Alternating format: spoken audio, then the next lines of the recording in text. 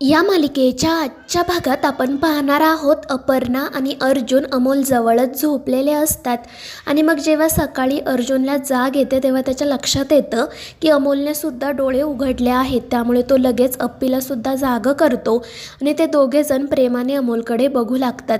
तो सुखरूप असल्यामुळे त्या दोघांनाही खूप आनंद झालेला असतो आणि मग त्यानंतर अपर्णा आणि अर्जुन अमोलला सांगतात की बाळा बघ, आम्ही दोघांनी लग्न केलं आहे आणि तुला दिलेलं वचनसुद्धा पूर्ण केलं आहे. त्यामुळे अमोलसुद्धा खूप खुश होतो आणि छान स्माईल करतो. तर अर्जुन हसतच म्हणत असतो की बघितलं का अप्पे, आपल्या जीवाला घोर लावून हा कसा हसतोय ते. आणि त्यावर अपर्णा म्हणते की अर्जुन, माझ्या अमोलला अजिबात काही बोलायचं नाही बरं का. आणि त्यावर अर्जुनही हसतच हो म्हणतो. त्यानंतर अपर्णा त्याला विचारते की बाळा तुला काही त्रास तर होत नाही आहे ना. आणि त्यावर अमोल मान हलवूनच नकार देतो.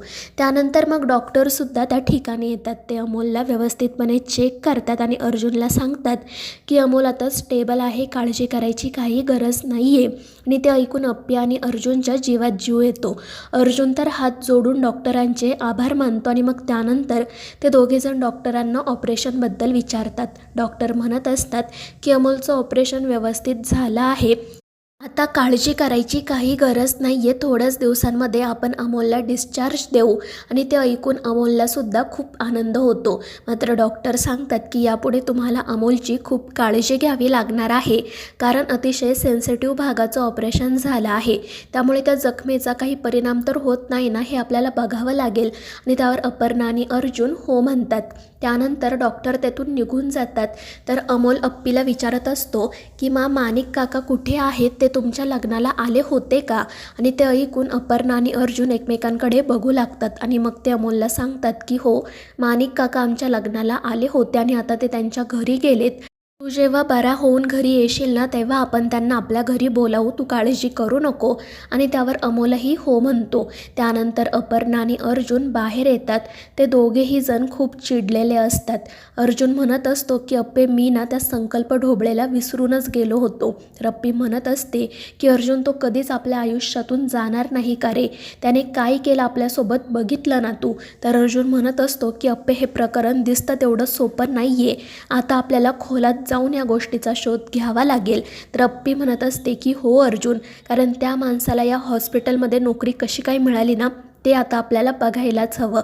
आणि मग ते दोघेजण लगेच रिसेप्शनवर जातात आणि तेथील मुलीला विचारतात की इथे नोकरी देणारं नक्की कोण आहे. आणि त्यावरती घाबरूनच विचारते की काय झालं सर मॅडम. त्यावर अप्पी रागातच म्हणते की तुमच्यामुळे माझ्या मुलाचा जीव धोक्यात आला होता. तुमच्या एका ऑड बॉयने माझ्या मुलाचे रिपोर्ट बदलले आणि त्यामुळे त्याचं ऑपरेशन करावं लागलं. आणि ते ऐकून ती मुलगी घाबरते आणि लगेच डॉक्टरांना आणि मॅनेजरला त्या ठिकाणी बोलावून घेते. ते दोघेजण आल्यावर अपर्णा अर्जुनला काय झाले ते विचारतात. अपर्णा म्हणत असते की डॉक्टर, तुमच्या दवाखान्यात एवढा हलगर्जीपणा कसा काय होऊ शकतो, त्या हॉट बॉयने अमोलचे रिपोर्ट बदलले हे कळलंय ना तुम्हाला. आणि त्यावर डॉक्टर म्हणतात की हो अपर्णा मॅडम, ते आले माझ्या कानावर. खरं तर खूप मोठी गडबड झाली, हे सगळं कसं घडलं ना तेच मला कळत नाही. आणि तितक्यात ज्याने संकल्पाला नोकरी दिली होती तो सुद्धा त्या ठिकाणी येतो. अपर्णा त्याला विचारते की तुम्हीच त्या संकल्प ढोबळेला नोकरी दिली होती ना. त्यावर तो मुलगा घाबरूनच हो म्हणतो. तर अपर्णा त्याला म्हणते की मला लगेच संकल्प ढोबळेचे सगळे डॉक्युमेंट्स बघायचे आहेत आणि मग तो फाईल घेऊन येतो. मात्र त्यात माणिक घुले या नावाने एकही ओळखपत्र नसतं. आणि ते बघून अप्पी आणि अर्जुन खूप चिडतात. ते म्हणत असतात की तुमच्याकडे माणिक घुले याचं एकतरी ओळखपत्र किंवा त्याचा साधा फोटो तरी आहे का. काहीच आयडेंटिटी प्रूफ न घेता तुम्ही त्याला कशी काय नोकरी दिली, असाच सगळा कारभार चालतो का तुमच्या हॉस्पिटलमध्ये. त्यावर ते डॉक्टर म्हणत असतात की मॅडम, खरं तर सगळी प्रोसेस खूप ट्रान्सपरंट आहे, पण याच वेळी हे सगळं कसं घडलं ते कळत नाही आहे. तर तो मुलगासुद्धा म्हणत असतो की मॅडम, खरंच मला माफ करा, पण त्याचे डॉक्युमेंट नक्की कुठेतरी असतील. तर अप्पी रागातच म्हणते की तू तर गप्पच बस, मला चांगलंच माहिती आहे तू पैसे घेऊन त्या माणसाला नोकरी दिली असते. आणि त्यावर तो घाबरूनच नाही म्हणतो. पण अपर्णा म्हणत असते की जेव्हा आपल्या जीवाला धोका असतो ना तेव्हा ती चूक ठरते, पण जेव्हा दुसऱ्यांच्या जीवाला आपण धोका निर्माण करतो ना तेव्हा तो गुन्हा ठरतो. तुझ्या एका चुकीमुळे आज माझ्या मुलाचा जीव गेला असता तर काय केलं असतं आम्ही. आणि मग ती डॉक्टरांना सांगते की मी कलेक्टर आहे हे विसरू नका. तर पुन्हा या हॉस्पिटलमध्ये असा प्रकार घडला ना तर मी कारवाई करेल, हे लक्षात ठेवा. त्यामुळे आत्ताच तुमच्या मॅनेजमेंटला नीट समजावून सांगा. त्यावर ते डॉक्टरही घाबरून हो म्हणतात आणि मग अपर्णा त्या माणसाला नोकरीवरून काढून टाकते आणि म्हणते की मी फक्त तुला नोकरीवरून काढून टाकते, हे लक्षात ठेव, यापुढे असा पुन्हा गुन्हा करायचा नाही. आणि त्यावर तो माफी मागतच हो म्हणतो. त्यानंतर अपर्णा आणि अर्जुन पुढे काय करायचं याविषयी बोलत असतात. अर्जुन म्हणत असतो की तिकडे तो संकल्प जेलमध्ये मुजोरी करत आहे. त्याचं असं म्हणणं आहे की तो वेडा आहे, त्यामुळे कोर्टसुद्धा काही करू शकत नाही, फक्त त्याला पुन्हा हॉस्पिटलमध्ये पाठवू शकतं. आणि ते ऐकून अप्पी विचारते की या संकल्पावर नक्की किती वर्षांपासून उपचार सुरू होते. तर अर्जुन सांगतो की 7-8 वर्ष झाले असतील. आणि ते ऐकून अप्पी हसून म्हणते की अर्जुन मग तू काळजी करू नको. त्यानंतर अर्जुन सरळ पोलीस स्टेशनमध्ये जातो. चिंचोके त्याला अमोलबद्दल विचारतो. अर्जुन अमोल ठीक असल्याचं सांगतो. त्यामुळे चिंचोकेला खूप आनंद होतो आणि तो गावभर पेढे वाटायचं ठरवतो. त्यानंतर मग ते दोघेजण संकल्पकडे जातात. अर्जुनला बघून संकल्प हसतच म्हणतो की अरे अर्जा, आलास का तू लगेच इथे? मला वाटलंच होतं तू इथे येणार. खरं तर तुला मानायला हवं, कारण पोराची इच्छा म्हणून तू आणि त्या अप्पीने लग्न केलं आणि आता पोरगं मरल्यावर लगेच तू इथे आला.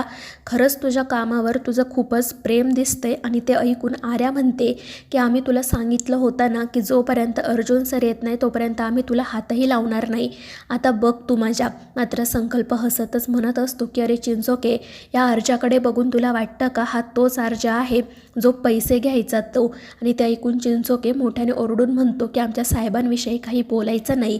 मात्र संकल्पाला काही फरक पडत नाही. तो अर्जुनविषयी अप्पीविषयी वाटेल ते बोलत असतो. आणि त्यावर अर्जुन हसतच म्हणतो की ढोबळे, तुला काय वाटलं? तू जे काही केलं त्यामुळे आमचा मुलगा आमच्यापासून दूर गेला असेल का? अरे कावळ्याच्या शापाने गाय कधीच मरत नाही. आणि मग तो संकल्पाला अमोल सुखरूप असल्याचं सांगतो. आणि ते ऐकून संकल्पाला तर मोठा धक्काच बसतो. तो म्हणत असतो की हे शक्यच नाही आहे. तर अर्जुन हसतच म्हणतो की आमचा अमोल सुखरूप आहे, त्याला काही झालेलं नाही आहे. तू जे काही केलं ना ते सगळं वाया गेलं आहे. आणि त्यावर संकल्प असं म्हणतो की त्या अमल्याला तर मी कधीही संपवेल, त्याचा कधीही काटा काढेल, पण आता मी तुला आणि त्या अप्पीला तर अजिबात सोडणार नाही. आणि ते ऐकून अर्जुन म्हणतो की अरे तुझं सगळं आयुष्य बर्बाद झालं पण तुला अजूनही कळलं नाही का? आणि मग त्यानंतर तो त्या संकल्पाला खूप मारतो. संकल्प मोठमोठ्याने ओरडत असतो, अर्जाला थांबण्याची विनंती करत असतो, पण अर्जुन काही थांबत नाही. नंतर मग अपर्णा आणि गायतोंडेसुद्धा त्या ठिकाणी येतात. अपर्णाने काही डॉक्युमेंट आणलेले असतात. ती ते डॉक्युमेंट अर्जुनला देते. ते डॉक्युमेंट बघून अर्जुन खूप खुश होतो आणि हसतच म्हणतो की अप्पे, तू अगदी व्यवस्थित डोकं चालवलं आहे. आणि ते ऐकून संकल्प मात्र घाबरतो. त्यानंतर अर्जुन त्याला म्हणतो की तुझ्या मेंदूवर कोणताही परिणाम झालेला नाही, तू अगदी व्यवस्थित आहे, असं या डॉक्युमेंटमध्ये लिहिलेलं आहे. आणि त्यावर वैद्यकीय अधिकाऱ्यांची सहीसुद्धा आहे. त्यामुळे आता तुला जन्मठेपेची शिक्षा होण्यापासून कोणीही थांबवू शकत नाही. आणि ते ऐकून संकल्प तर खूप घाबरतो, पण तरीही तो अप्पी आणि अर्जुनला धमकी देतच असतो. पण त्या धमकीचा काही परिणाम होत नाही. अप्पी संकल्पाला म्हणते की आता तुला जन्मठेपेची शिक्षा दिल्याशिवाय मी गप्प बसणार नाही. त्यानंतर मग सगळेजण अमोलला भेटण्यासाठी हॉस्पिटलमध्ये येतात. अमोलला सुखरूप बघून सगळेच जण खूप खुश होतात. आणि मग मोनाला प्रॉमिस दिल्याप्रमाणे अमोल सगळ्यात आधी तिला हाक मारतो. त्यामुळे मोना तर खूपच खुश होते आणि मग ते सगळेजण अमोलसोबत गप्पा मारतात. तर मित्रांनो, या मालिकेच्या पुढील भागांच्या अपडेटसाठी आपल्या चॅनेलला सबस्क्राईब करा.